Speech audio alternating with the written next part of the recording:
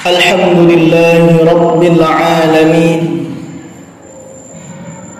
wal aqibatu lil muttaqin, wala udwana illa 'alal zalimin. Ashhadu an la ilaha illallah wahdahu la sharika lah, wa ashhadu anna Muhammadan 'abduhu wa rasuluhu alladzi la nabiyya ba'dahu.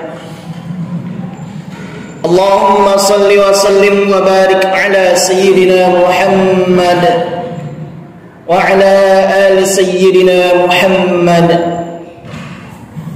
Amma ba'd, faya ibadallah, usikum wa iyaya bitaqwallah.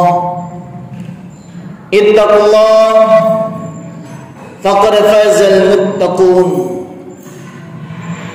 Kama qala ta'ala fil Qur'anil Karim, inna lil muttaqina mafaza. Wa qala Allah ta'ala fi ayatin ukhra, wal 'asr innal insana lafi khusr illa alladhina amanu wa 'amilus solihati tawasaw bil haqq wa tawasaw bis sabr. Sadaqallahul azim. Hadirin jamaah Jumat yang berbahagia, alhamdulillah, rasa syukur kepada Allah Azza wa Jalla atas segala nikmat yang telah Allah berikan kepada kita. Nikmat usia, sehingga saat ini Allah Subhanahu wa taala masih memberikan kepada kita kesehatan, kesempatan agar terus menerus menjadi orang-orang yang mampu menjaga keimanan dan ketakwaan kepada Allah. Salat serta salam kepada baginda Rasulullah sallallahu alaihi wasallam. Allahumma salli wa sallim wa barik ala sayyidina Muhammad wa ala ali sayyidina Muhammad. Mudah-mudahan baginda Rasulullah sallallahu alaihi wasallam memberikan syafaatnya kepada kita semua di akhirat kelak. Amin ya rabbal alamin. Hadirin jemaah Jumat yang berbahagia, mari kita terus menerus belajar, berupaya untuk meningkatkan ketakwaan dan keimanan kepada Allah, menjalankan perintah Allah Subhanahu wa taala, menjauhi larangan-larangannya. Ini merupakan suatu hal yang sangat penting untuk memperoleh kebahagiaan duniawi dan ukhrawi. Makanya khatib teringat firman Allah Subhanahu wa taala dalam Quran surah Al-'Asr yang akan kita bahas pada kesempatan yang berbahagia ini. Wal 'asri innal insana lafi khusrin illa alladhina amanu wa 'amilus solihati tawasaw bil haqq wa tawasaw bis sabr. Di ayat yang pertama hingga ayat yang ketiga surah Al-'Asr ini, Allah menjelaskan tentang orang-orang yang merugi dan orang-orang yang tidak merugi. Yang mana Allah Subhanahu wa taala awali firman-Nya di surah ini dengan kata sumpah. Wal 'asri, demi masa. Makanya tentang sumpah Allah Subhanahu wa taala ini dijelaskan di dalam kitab Al-Burhan fi Ulumil Quran yang ditulis oleh Imam Az-Zarkashi jilid yang ketiga halaman 41 hingga 42. Beliau mengutip, Imam Zarkashi mengutip satu ungkapan penjelasan dari Al-Ustadz Abdul Qasim Al-Qushairi yang mengatakan bahwasannya kalau di dalam Al-Quran itu terdapat sumpah, itu fungsinya adalah ditakkid, untuk menegaskan, menguatkan, meyakinkan hukum yang akan dijelaskan. Makanya dalam menjelaskan hukum Allah Subhanahu wa taala, kata Imam Al-Ustadz Abdul Qasim Al-Qushairi, ada dua bentuk dalam menjelaskan hukum oleh Allah Subhanahu wa taala. Yang pertama dengan asy-syahadah, dengan kesaksian. Yang kedua dengan al-qasam, dengan kata sumpah. Dan Abu Qasim Al-Qushairi mengatakan apabila Allah bersumpah dengan makhluknya, maka ada dua alasan. Yang pertama, makhluk Allah tersebut memiliki keutamaan. Yang kedua, makhluk Allah tersebut mendatangkan manfaat. Contoh, ketika Allah bersumpah dengan wa turi sinin wa hadzal baladil amin, demi bukit Tursina, berarti Allah menjelaskan bahwasannya bukit Tursina itu memiliki fadilah, keutamaan. Ketika Allah bersumpah dengan buah tin dan buah zaitun, wa tini wa zaitun, berarti Allah ingin mengisyaratkan kepada kita bahwasannya buah tin dan buah zaitun itu mendatangkan manfaat. Maka dalam Quran surah Al-Asr ini Allah bersumpah dengan demi masa. Berarti masa itu ada keutamaannya. Hadirin jemaah Jumat yang berbahagia. Lantas kata Imam Az-Zarkashi dalam kitab Al-Burhan fi Ulumul Quran jilid yang ketiga tersebut, pada halaman 42 beliau katakan, ketika Allah bersumpah dengan makhluknya, ada tiga alasan. Yang pertama,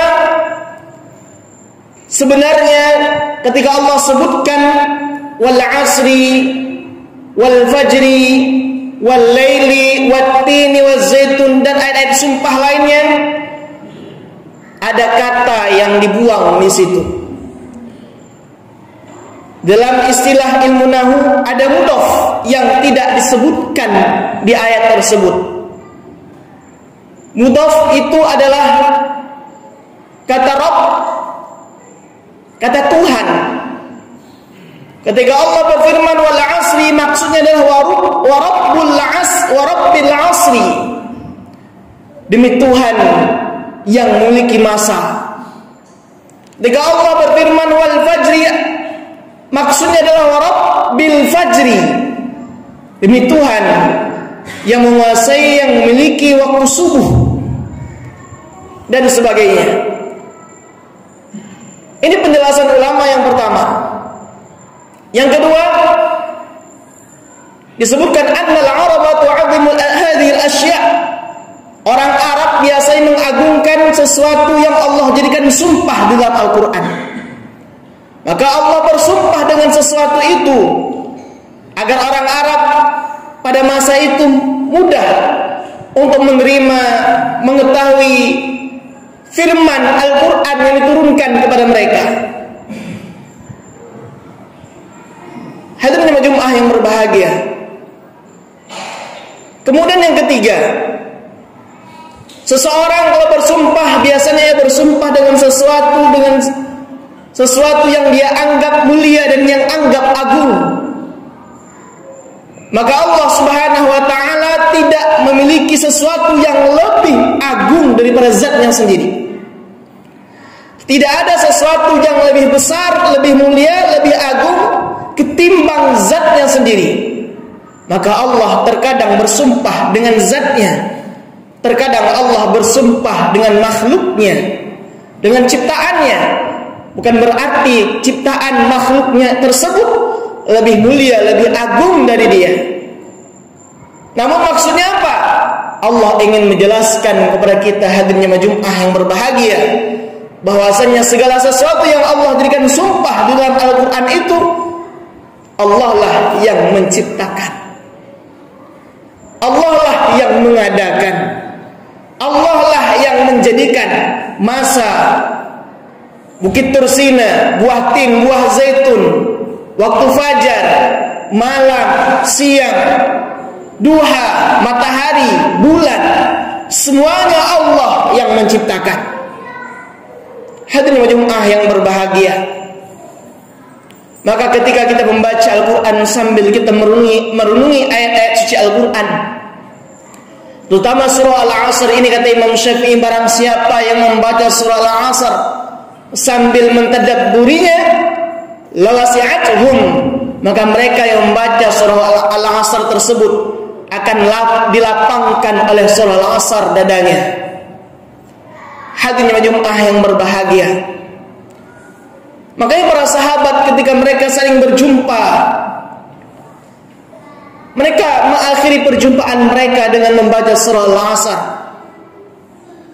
untuk menjadi pengingat bagi mereka bahwasannya innal insana lafi khusrin, sesungguhnya semua manusia berada di dalam kerugian. Kalau berhenti di situ tanpa melanjutkan illal ladzina amanu, maka ada kata al-insan di situ. Di dalam ilmu usul fikih, ketika ada isim nakirah, ketika ada isim yang beralif lam, yang dima'rifahkan dengan alif lam, yang mana isim tersebut adalah isim nakirah kemudian dima'rifahkan dengan alif lam, maka kata benda tersebut menunjukkan bahwasannya lafaz am, umum, semua manusia. Sesungguhnya semua manusia berada dalam kerugian. Tapi pastinya Allah tidak membiarkan makhluknya, ciptaannya semua berada dalam kerugian. Maka Allah lanjutkan firman-Nya di ayat yang ketiga, illal ladzina amanu. Ada kata illa setelahnya. Di dalam ilmu usul fikih juga disebut dengan takhsis muttasil. Yang dimaksud dengan takhsis adalah ikhraju ba'di matlulil 'am, mengecualikan, mengeluarkan sebagian yang ditunjuki oleh lafaz am. Kalau sebelumnya lafaz am mengatakan kata al-insan, dipahami bahwasanya semua manusia berada dalam kerugian, lalu Allah keluarkan sebagian yang tidak mengalami kerugian. Illal ladzina amanu, kecuali orang-orang yang beriman. Itulah orang-orang yang tidak merugi yang pertama. Berarti orang yang tidak berimanlah yang merugi. Orang kafir, orang musyriklah yang tidak beruntung. Saya ulangi, berarti adalah orang-orang yang kafirlah yang merugi. Yang beruntung adalah orang-orang yang beriman. Hadirin Jumat yang dimuliakan Allah Subhanahu wa taala. Maka jaga keimanan kita. Kokohkan keimanan kita hingga kita tutup usia dalam keadaan iman, tidak musyrik, syirik, menyekutukan Allah Subhanahu wa taala dengan apapun.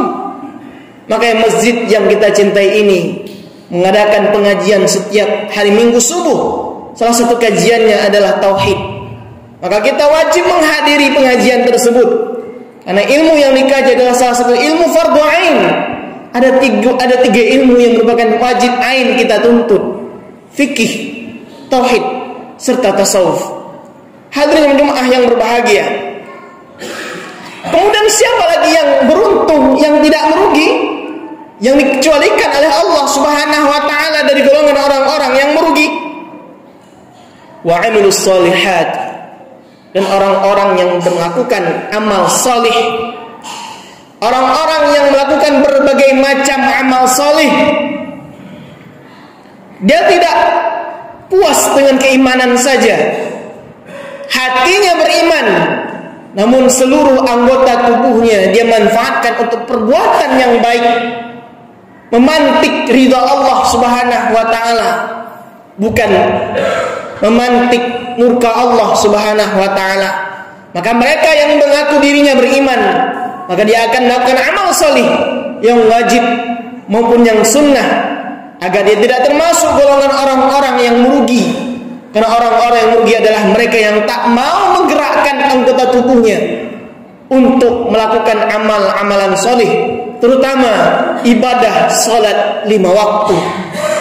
Hadirin jemaah yang berbahagia. Kemudian yang ketiga yang tidak merugi adalah watawassaw bil haqq. Mereka yang saling menasihati dalam kebenaran. Siapa yang saling menasihati dalam kebenaran ini? Maksudnya apa? Yaitu mereka yang saling menasihati untuk menjalankan ketaatan, menjauhi segala perbuatan yang diharamkan oleh Allah.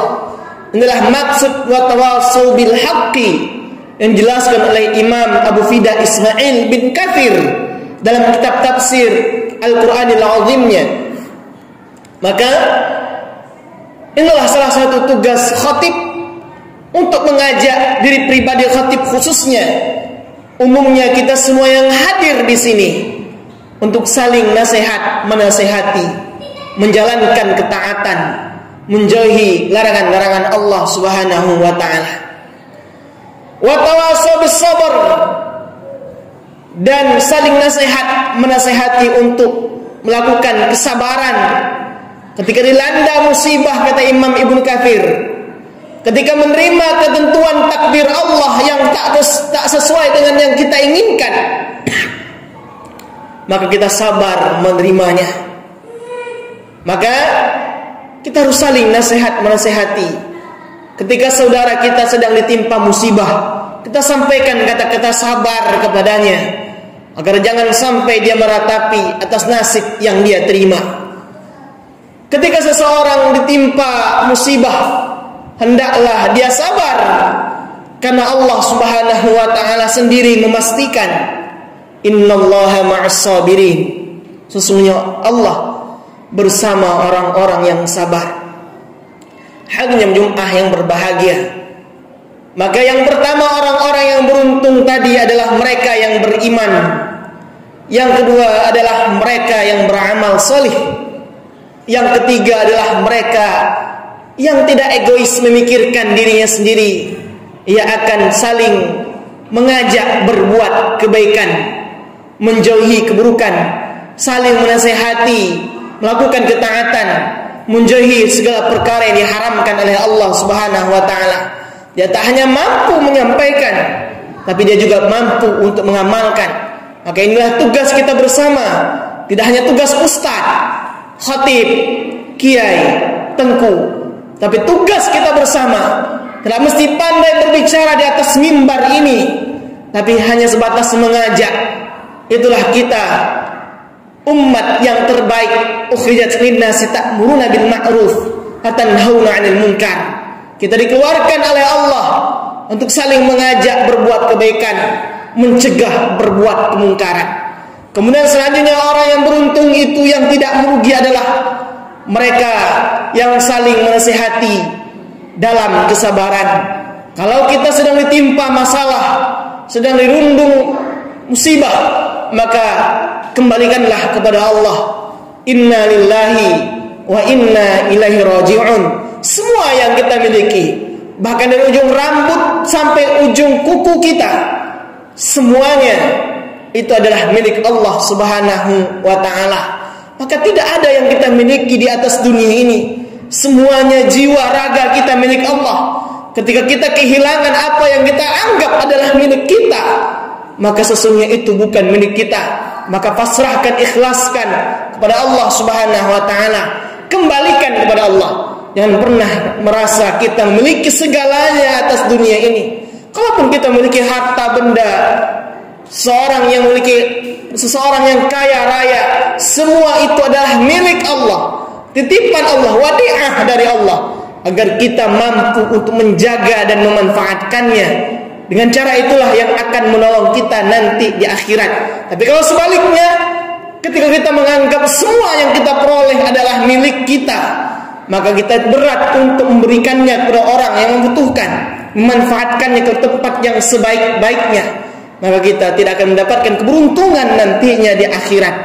Hadirin jamaah Jumat yang berbahagia, sekianlah yang dapat khatib sampaikan. Mudah-mudahan bermanfaat. Barakallahu li wa lakum fil Qur'anil azim. Munafa'ani wa iyyakum minal ayati dzikril hakim. Wa taqabbal minni wa minkum tilawatah. Innahu wal ghafurur rahim.